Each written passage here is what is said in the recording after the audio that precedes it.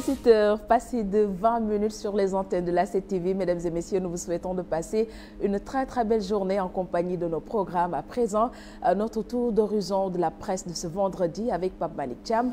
Pape Malik, bonjour. Bonjour Aïcha. Ça va, vous allez bien ce matin? Ça va très bien, alhamdoulilah. Très bien. À la une des journaux de ce matin, que pouvons-nous retrouver? Aïcha, on retient aujourd'hui concernant la revue d'une avec Le Soleil, l'espoir de fort consensus, nous dit Le Soleil concernant le lancement du dialogue national sous la présidence du chef de l'État, l'espoir de le président de la République. Il n'y a aucun agenda caché, dit-il. Les travaux des 3 commissions installées débutent aujourd'hui. Les termes de référence amendés, nous dit le président, concernant ce dialogue politique lancé le 28 au CICAD.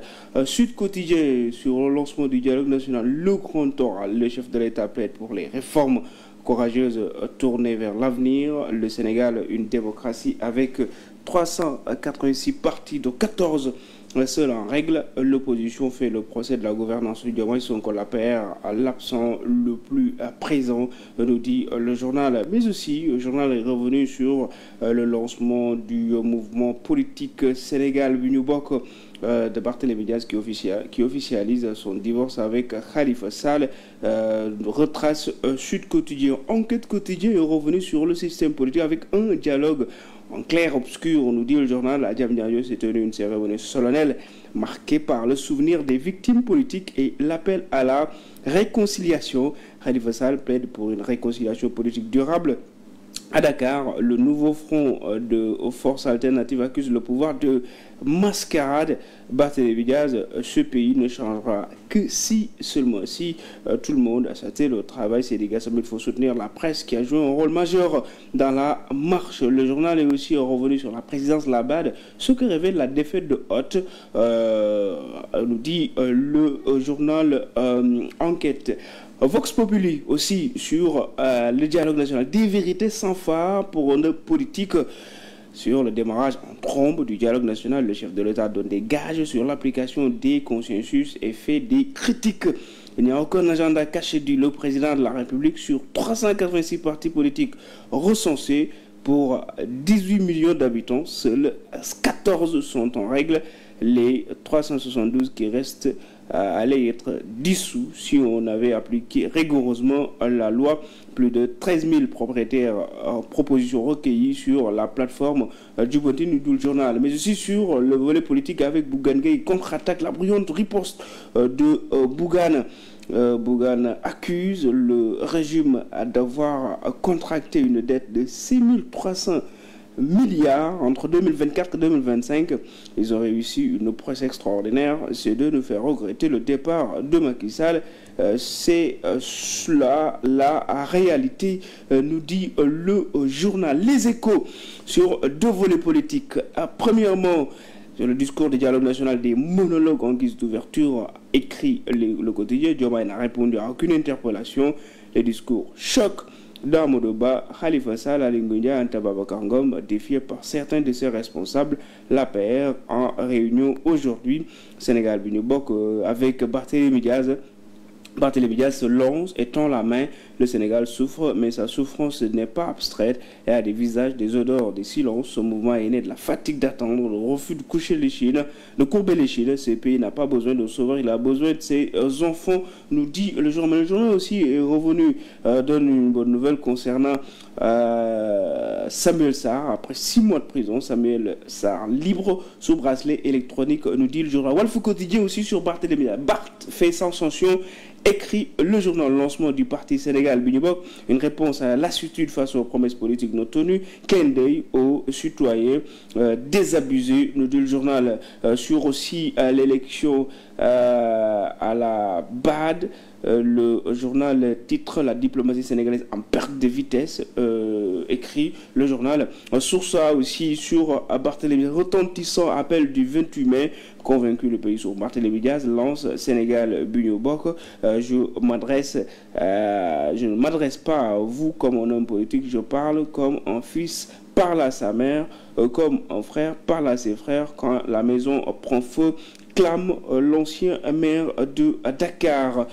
Journal Le Quotidien est revenu sur la défaite de Amadou Hott à la Banque africaine de développement. Bad news à Abidjan, écrit le journal Le Mauritanien Ould Tah. Sidi Ould Tah, largement vainqueur grâce à des voix de la CEDEAO, analyse d'une déroute diplomatique, un titre amer, le journal concernant l'élection à la Banque africaine de développement. La Banque africaine de développement aussi, avec l'As quotidien, les leçons d'un échec diplomatique.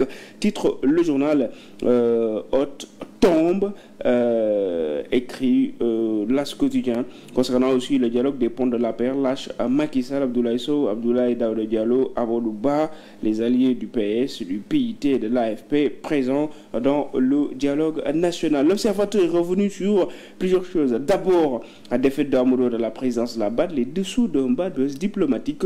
Comment les grandes manœuvres ont cédé la place à un verdict sans appel du Mauritanien Ould Tah. Devant Amadou Hott, les grands enseignements, son excellence Amadou Diop, formateur à la section diplomatie de l'École nationale de l'administration et ancien ambassadeur, donne des explications. Le journal aussi revenu sur le lancement du mouvement politique Sénégal Bignobok, le Barthélémy Barthé crache du feu sur le régime pendant que la souffrance s'apprécie. On maquille la misère avec des courbes de croissance. Sur le contre-dialogue. Pape Malick Ndour défie Sonko sur le budget. L'endettement, ils ont emprunté 196 milliards de francs CFA, dit l'ancien ministre. Libération est revenu sur un drame, assassinat de l'infirmier chef de poste de santé d'Arafat. De nouveaux suspects tombent. Les derniers développements de l'enquête qui révèlent que les mises en cause étaient organisées en deux groupes. Le deuxième groupe attendait dans un véhicule qui devait transporter les moutons après le vol. Le premier suspect interpellé et son père déféré au parquet, nous dit le journal. Il y a aussi une nouvelle, le chroniqueur écroué, retrait illicite via Wave. Les détails de l'affaire Adama Fall, ayant reçu par erreur en avant de 70 000 francs CFA, vite retiré le 4 mai. Il avait promis à Mohamedou Touré de lui renvoyer les fonds dès la fin de son émission cernée par la DCS après avoir organisé son éjoignabilité. Écrit le journal, le chroniqueur passe aux aveux et sollicite la clémence de la justice.